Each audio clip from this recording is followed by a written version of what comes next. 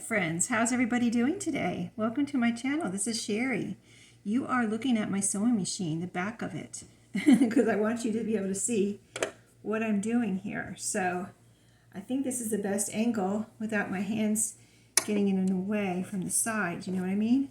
So I've got my sewing machine, Brother Basic Sewing Machine here that I'm using today, and it's the one that has a knob on the front with the different stitches, and I have it on number 10. I have my red thread with my blue crepe paper, and I asked you if when I used these in the Patriotic journal if you would like me to see how I made them, and several of you, which I was surprised about, but thank you for being curious.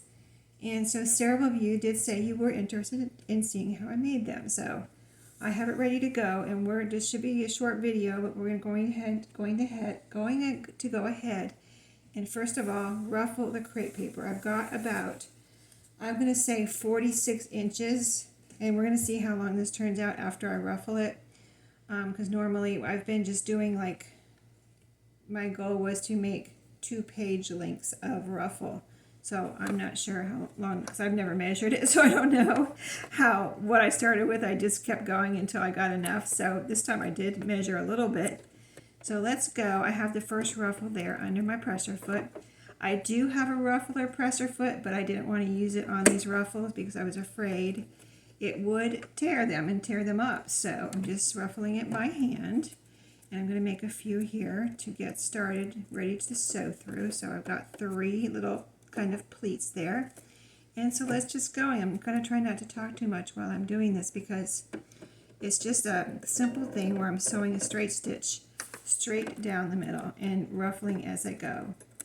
So let me get back to the edge because it moved up a little bit there when I lowered my needle. Okay, so let's go. So I just go along slow like this, so because I have to keep pushing up and folding the crepe paper.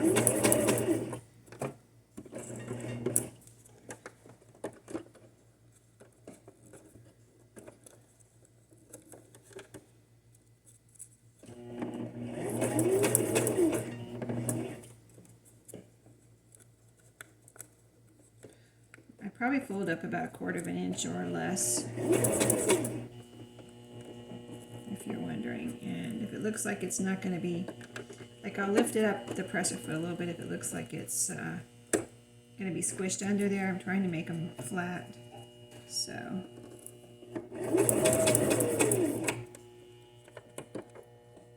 I'm going to try not to lift the presser foot every time because that takes more time, but I kind of need to.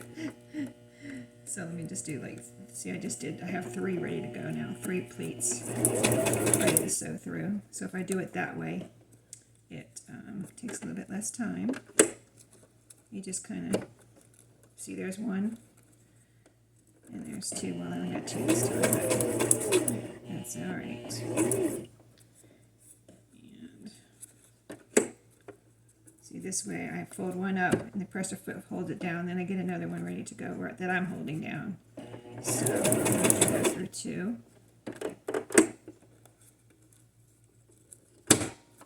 Oops, sorry. Hope that wasn't too loud. I didn't mean to do that. I like my needle to be down when I lift up my presser foot so the ruffle doesn't move. Alright, lowered that one nicer. Didn't bang it down. Got 2 ready to go. Sew through there. Again, lower my needle. It does take a minute to get ruffled. So, oh, sorry. It just lets go before I have control over it. Sometimes I need to have control over it, I know. On video at least. Maybe not in real life, but alright, I'm going to try to get 2 ready to go here. 2 rough pleats, whatever. Okay. And next one, I think I'll try to make them a little bit bigger so it's like looks more ruffled, like at least 1/4 of an inch or more, maybe for this next part. I got 3 ready to go now.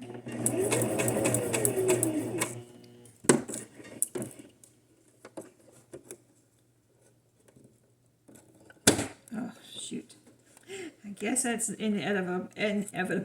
I hope it's not too loud in the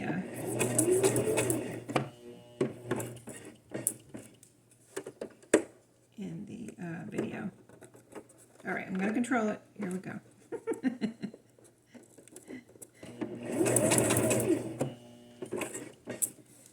Got quite a bit to go. But there's just no fast way to do this unless you want to try it with a ruffler. And I just didn't. I figured, you know, what's the rush? You know, I wasn't doing it on video, and I am now, I know, but I wasn't, you know, I didn't originally try to do this on video or anything, so I just was like, let me just do this nice, you know. I don't have to be in a rush. So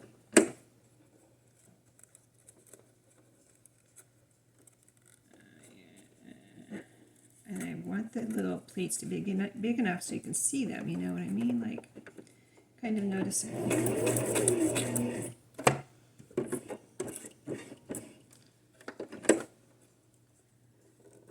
Since I'm making them a little bit bigger, it's almost harder to get 2 or 3 going at one time.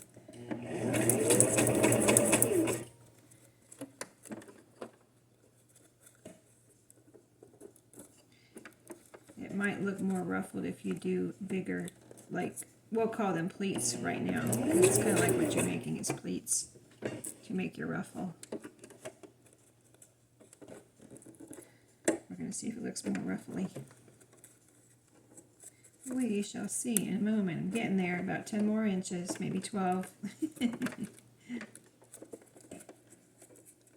But, you know, it's real life crafting on the channel.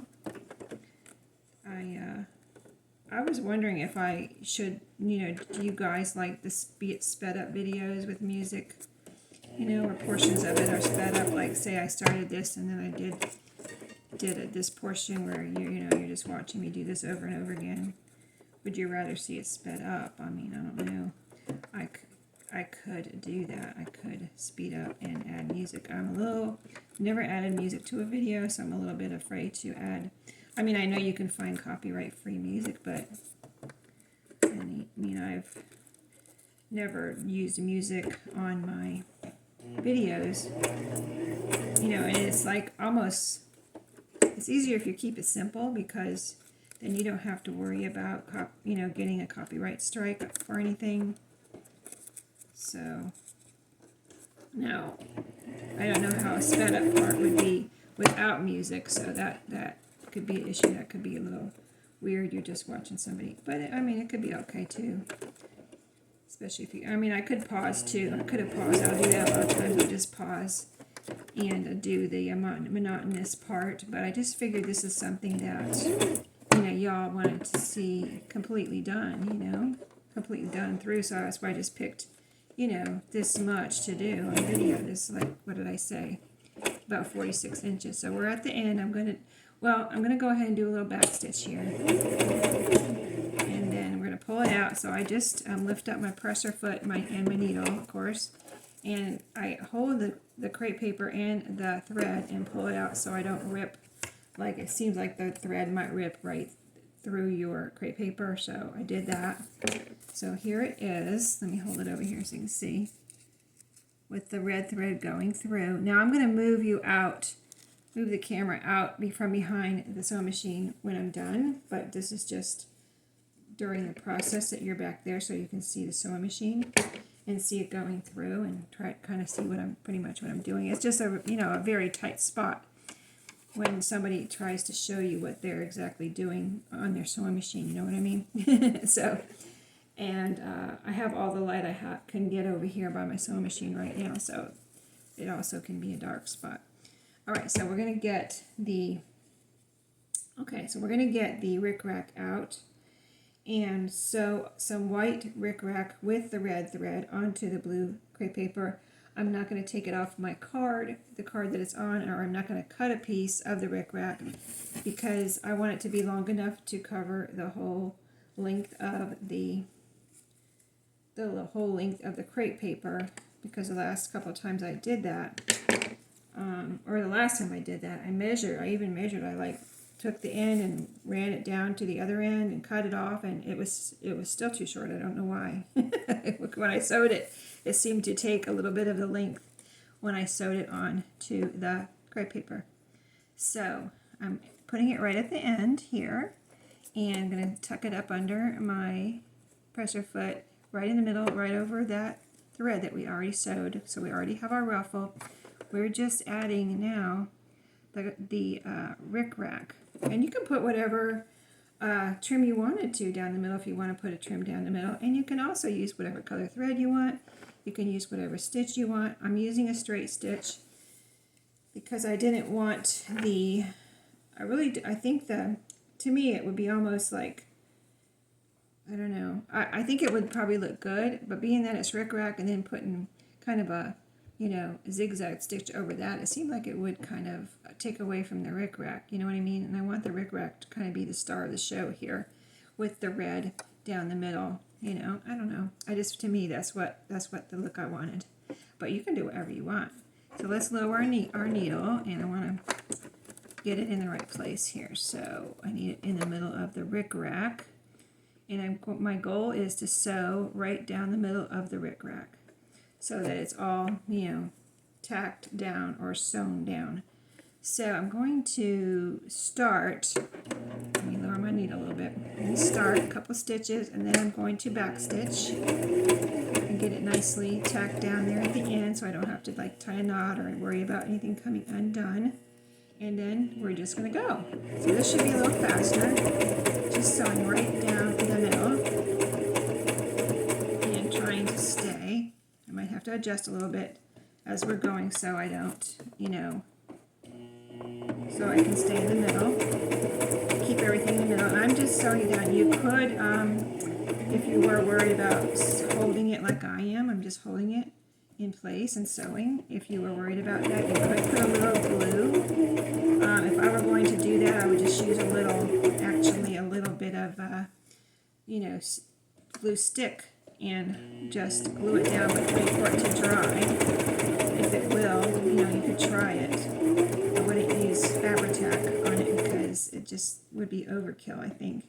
But because you just want to, if you want to tape it down to keep it in place while you're sewing, you just want it, it's just a temporary thing because you're going to sew anyway. So you don't really need to, unless you want to, you could do it. Use Patriotic. Okay, we're at the end already. See, wasn't that fast?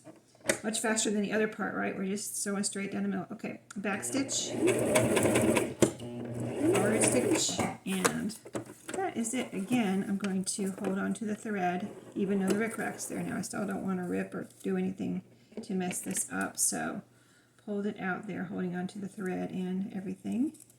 Crepe paper, rickrack, cutting off my end thread here, and then I'm going to cut off. Let me bring you around for this the rest of this, and hopefully the camera doesn't crash or anything. So just a second, let me cut off this thread, and then I'm going to bring you around here so you can see the rest of it. So I'm going to grab the camera and move you around. You're on my little tripod here, so I'm just moving you around. And let me show you right here. Here we are in front now. Let me show you my sewing machine. This is my base. So I have two sewing machines, but this is this one here. The Brother Project Runway. I'm holding it in my hand now so I can show you real quick. See, this is the knob I was talking about. This is the back stitch on this machine. I bought this one purposely for videos too. I wanted to back up, and I wanted this one with this color for videos, and because it's my favorite color for my craft room, so whenever I can get something in that color for my craft room, I do. All right, I'm going to set you back down. Hey, we didn't crash, my friends. Aren't we all glad about that? Oh, here's my soda. I've got a Coke. I always show you what I'm drinking. So I got this from work. Coke Zero Sugar. That's the kind of Coke my boss likes, so he stocks our fridge with that. Besides Diet Mountain Dew and Dr. Pepper Zero. That's what he lets us have in our stock of soda. So, but I put, because I don't really like it that much. I don't like it at all. I don't drink it normally. But I got some cherry Kool-Aid drops because I like cherry Coke. So I got some cherry Kool-Aid drops, and now I like it. So I've been drinking some of the Coke Zeros from work and adding my cherry Kool-Aid drops. You kind of do what you gotta do, right? To make things palatable. I mean, it's something different than the Dr. Pepper and the Mountain Dew, right? Cherry Coke. There you go. So anyway, here's what it looks like. So cute. Let me show you. I think you can see pretty good, can't you? There's my red thread. There's my ruffle. Can't really see it this way, but yeah. And so let's see, where do we start out? I'm not sure. It all looks pretty.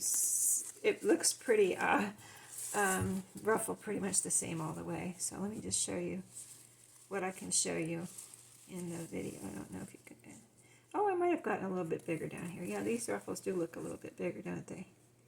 I'm not sure, but anyway, it turned out nice, and it will look beautiful on a page. And there you go. Here's my other side. If you didn't want any rickrack on it, you could just do, and you can do bigger ruffles too. Like I said, you could do like fold up an inch or something, or a half an inch. Just try different measurements for the ruffle, which I might do sometime. It sounds like it would be cool to make, a bigger ruffle, but like I said, I don't know if you can really see this in person, how much it's ruffled, but it really is. There's a pretty good view there. You can see the ruffles pretty good in that little, how I'm holding it right now. Pretty good anyway. So yeah, it turned out good. So I hope that helped whoever did want to see how I did it. And there may be different ways to do it. I don't know, but that's how I started making ruffles before I got my ruffler foot in. And that's how I did it, like with fabric or paper or anything, before I got my ruffler foot. And I still do it this way sometimes because I don't want to mess with my ruffler foot, because sometimes a ruffler foot doesn't always work that great. You know what I mean? It's not perfect either. So sometimes I don't want to mess with it, and I'll just do it this way. To me, this is almost easier. This is almost easier than taking off your presser foot, putting on the ruffler foot. Then you figure out that your ruffler foot doesn't want to work that day. Then you got to put back. You know what I'm saying? So I don't highly recommend a ruffler foot, but if you want to try it, you could. And then if you don't like it, you could send it back. But yeah, I kept mine because I did like it when I first got it. I liked it a lot, and I still like it. But yeah, it's just touch and go with it. So sorry about all my hair there, but yeah, I'm after work today and doing this, and I wanted to get this video to you right away while it was, in the top of our minds. So thanks for watching. I'll stop blabbing and talking your ear off now, and I will see you in my next video. Have a great day. Let me know if you have any questions in the comments. Thanks. Bye-bye.